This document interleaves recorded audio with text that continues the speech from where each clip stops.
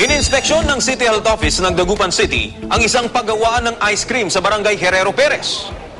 Sa labas pa lang, makikita na ang lagayan ng ice cream sa tabi ng isang dashpan. Pagpasok sa loob, tumambad naman ang maruming paggawaan ng sorbetes. Ang mga gamit na panlinis, nakatiwangwang lang sa gilid ng paggawaan. Nakakalat din ang kutsara ng sorbetes.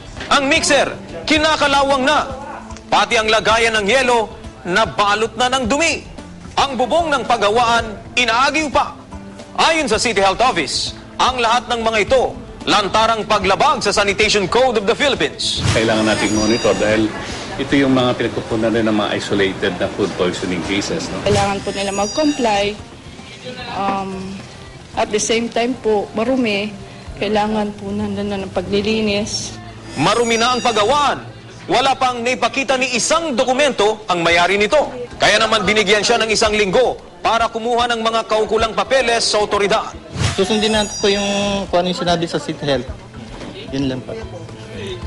Sa paglilinis po, anong gagawin natin? Ay, dapat lang talagang gawin natin ng dapat na linisin. Nilinaw naman ng CHO na hindi sila kumukontra sa hanap buhay ng ilan. Pero nila, dapat daw hindi nakukompromiso ang kalusugan ng mamamayan. Payo naman nila sa mga mamimili. Maging mapanuri kung marumi. O kaya parang mapapansin nila hindi na tama ang binibenta. Huwag na nilang tangkilikin.